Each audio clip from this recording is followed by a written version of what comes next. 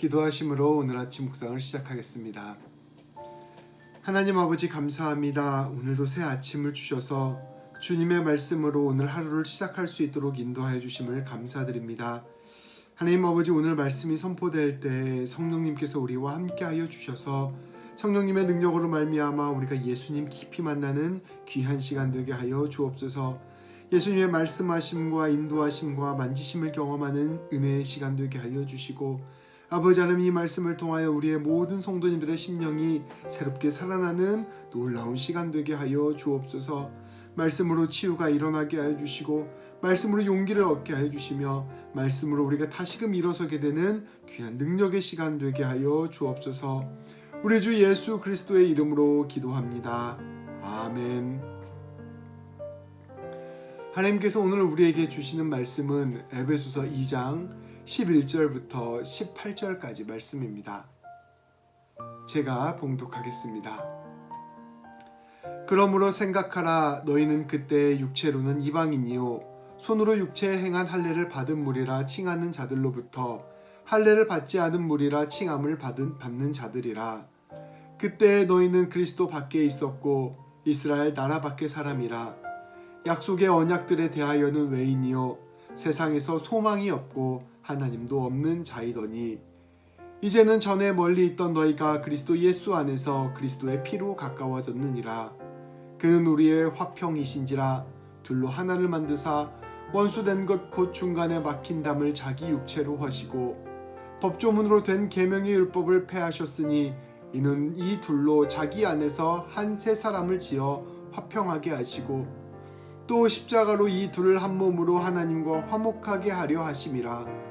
원수된 것을 십자가로 소멸하시고 또 오셔서 먼 데 있는 너희에게 평안을 전하시고 가까운 데 있는 자들에게 평안을 전하셨으니, 이는 그로 말미암아 우리 둘이 한 성령 안에서 아버지께 나아감을 얻게 하려 하심이라. 아멘. 오늘 말씀은 대림절 아침 묵상 6번째 말씀 제목은 평화의 왕입니다. 우리가 우리 예수님을 떠올리면 여러 가지 이미지를 떠올릴 수 있습니다. 그 중에 저는 평화, 평안, 평강, 이 이미지가 우리 예수님의 큰 이미지 중에 하나라고 생각합니다. 누가복음 2장 말씀에 보면 우리 예수님께서 탄생하시는 장면이 나옵니다. 그때 수많은 천사들이 목자들에게 구주의 탄생을 알리며 아름다운 선포를 합니다. 지극히 높은 곳에서는 하나님께 영광이요 땅에서는 하나님이 기뻐하신 사람들 중에 평화로다 하니라. 주님은 그 태어나심부터 평화를 선포하신 분이셨습니다. 우리 주님은 사역을 하시면서도 평화에 관하여 말씀하셨는데, 요한복음 14장 27절에서 보면 우리 주님이 이와 같이 말씀하시는 것을 들을 수 있습니다. 평안을 너희에게 끼치노니 곧 나의 평안을 너희에게 주노라. 내가 너희에게 주는 것은 세상이 주는 것과 같지 아니하니라. 너희는 마음에 근심하지도 말고 두려워하지도 말라. 말씀은 평안이라 번역하기도 하는데, 평화, 평안, 평강, 이 모든 이 단어는 그리스어로는 같은 에이레네라는 단어입니다. 우리 주님께서는 우리에게 근심하지도 말고 염려하지도 말라 말씀하시며 세상이 줄 수 없는 평안, 평강, 평화를 너희에게 주겠다라고 말씀하시는 것입니다. 마태복음 28장 9절에서도 이런 비슷한 본문이 나옵니다. 우리 예수님께서는 부활하신 뒤 여인들을 만나시면서 첫 인사로 평안하냐라고 물으셨습니다. 평화를 물으시는 분, 평화를 주시는 분, 평화를 이루시는 분이 바로 우리 예수님입니다. 오늘 말씀은 우리 예수님께서 어떻게 우리에게 이와 같이 평화를 주시는지를 가르쳐주는 말씀입니다. 조금 더 구체적이고 직접적으로 이 평화가 무엇인지를 우리에게 알려주는 말씀입니다. 오늘 말씀은 바울 사도가 에베소 교회 성도들에게 전한 편지에 담겨져 있는 말씀입니다. 에베소 교인들은 유대인들이 아닌 이방인들로 이루어진 교회들이었습니다. 바울은 이들에게 전합니다. 여러분들은 원래 이방 사람들이었습니다. 여러분은 할례를 받지 않은 사람들이었습니다. 여러분은 원래 하나님의 언약을 받은 사람들이 아니었습니다. 여러분은 이스라엘 백성들이 아니었습니다. 그런데 여러분들을 위하여 예수님이 오신 것입니다. 그리고 예수님께서 십자가에서 죽으심으로 말미암아 이제 여러분은 하나님의 백성이 되었습니다. 예수님께서 여러분들에게 평화를 선물로 주신 것입니다. 하나님의 백성이 되신 여러분은 이제 진정한 평화를 누릴 수 있게 되었습니다. 무엇보다 이제껏 하나님의 백성으로 불려왔던 유대인들과 새롭게 하나님의 백성이 된 이방인들이 예수님 안에서 하나가 되고 화평을 이루게 되었습니다. 오늘 바울이 선포한 이 말씀은 성경 전체의 맥락을 이해할 때 조금 더 분명히 이해할 수 있습니다. 오늘 말씀만 가지고도 이해할 수 있지만 성경 전체에서 주님이 평화를 어떻게 이야기하시는지를 우리가 함께 알고 있다면 이 말씀을 조금 더 깊게 이해할 수 있게 되는 것이죠. 성경 말씀에서 평화는 오늘날 우리가 생각하는 평화와 조금 다른 의미입니다. 평화로 번역된 히브리어 단어는 아시는 분은 이미 잘 알고 계시지만 샬롬이라는 단어입니다. 그리스어의 단어는 아까 말씀드렸던 에이레네입니다. 이 샬롬, 에이레네 이 단어는 이 말씀 안에서 무엇보다 하나님의 통치, 하나님의 다스림, 하나님의 온전한 관계 안에 있는 것, 하나님께서 주시는 복 안에 있는 것을 의미하였습니다. 제가 지난번에도 말씀드렸다시피 하나님의 통치, 하나님의 다스림은 다른 말로 하나님의 나라를 의미하기도 합니다.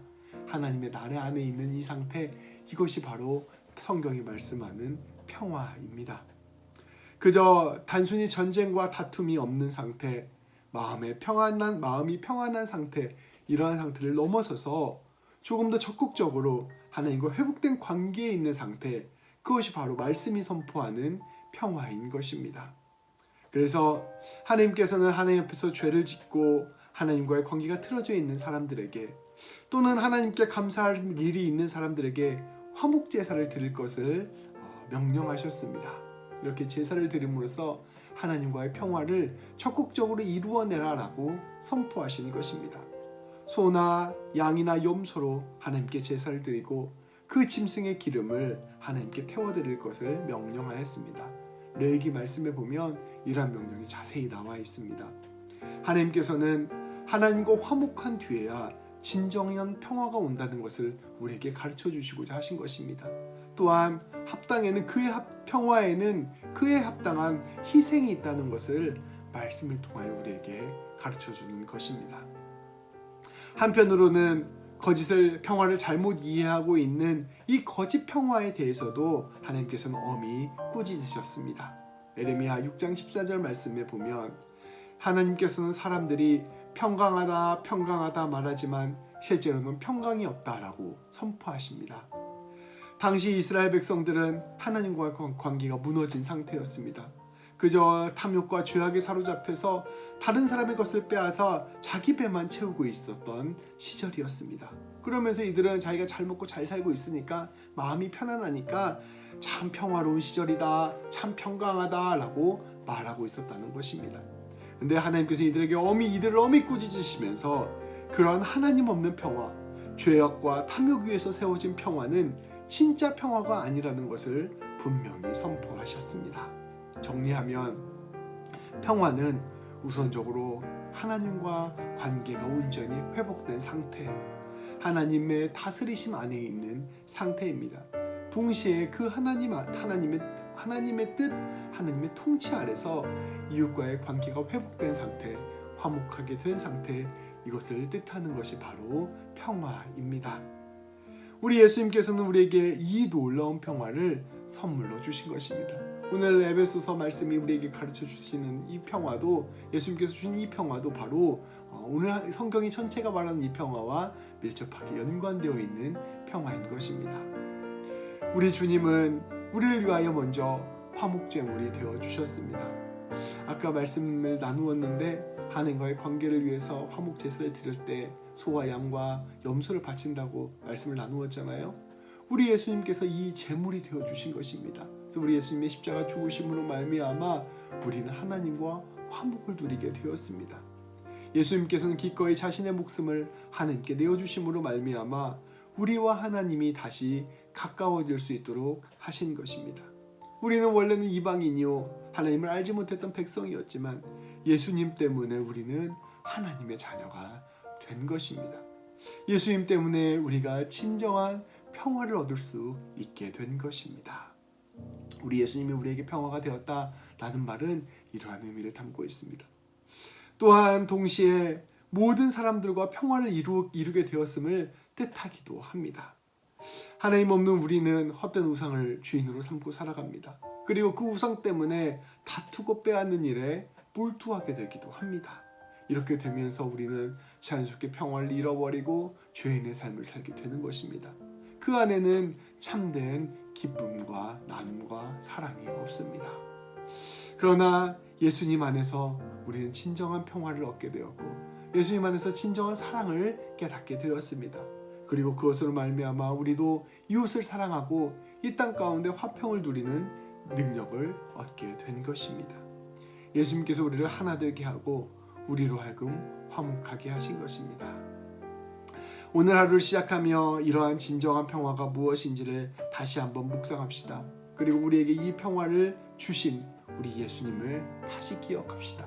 더불어 이 예수님 안에서 우리가 평화를 누리는 삶을 살기를 결단합시다. 오늘 아침 기도는 유명한 성 프란체스코의 기도로 함께 하려고 합니다. 이 기도문 제목이 평화의 기도입니다.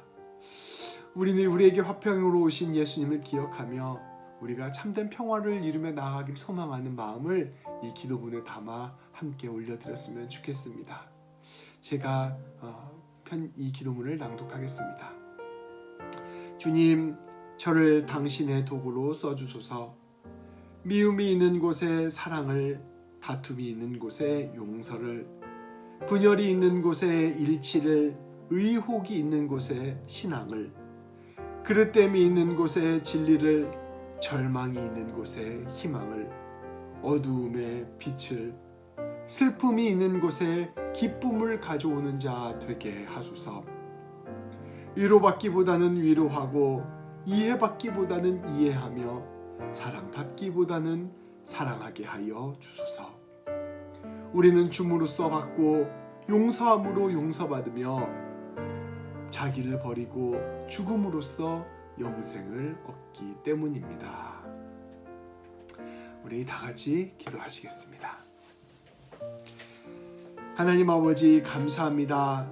우리의 평화가 되신 우리 예수님을 기억하게 하시고 다시금 붙잡을 수 있도록 인도하여 주심을 감사드립니다. 오늘 말씀을 통하여 진정한 평화는 하나님의 다스림과 통치 안에 있는 것이요 그것으로 말미암아 우리 가운데 사랑을 드러내는 것임을 우리가 말씀을 통하여 배웠습니다. 그리고 더불어 우리 예수님께서 이 진정한 평화를 위하여 자신을 화목제물로 내어주셨고 우리에게 사랑과 평화의 본이 되어주셨음을 우리가 또한 함께 바라보았습니다. 하나님, 우리가 예수님을 기억하며 살아가는 이 인생길 가운데서 더욱더 예수님의 사랑을 깊이 경험할 수 있는 자들 되게 하여 주시고 그 사랑으로 말미암아 하나님과 온전히 교제하고 또 그 사랑으로 말미암아 우리 이웃을 사랑하는 사람들 될 수 있도록 인도하여 주옵소서. 가는 곳곳마다 평화의 사도가 되게 하여 주시고 가는 곳곳마다 화평을 이루어내는 귀한 우리 모두가 될 수 있도록 인도하여 주옵소서. 오늘 하루도 하루를 시작합니다. 아버지 하나님, 오늘 하루 살아갈 때 주님께 주신 놀라운 이 평강을 허락하여 주셔서 아버지 하나님 가는 곳곳마다 사람들을 위로하는 자 되게 하여 주옵소서. 예수님의 이름으로 기도합니다. 아멘. 우리 함께 기도하심으로 하루를 시작하도록 하겠습니다.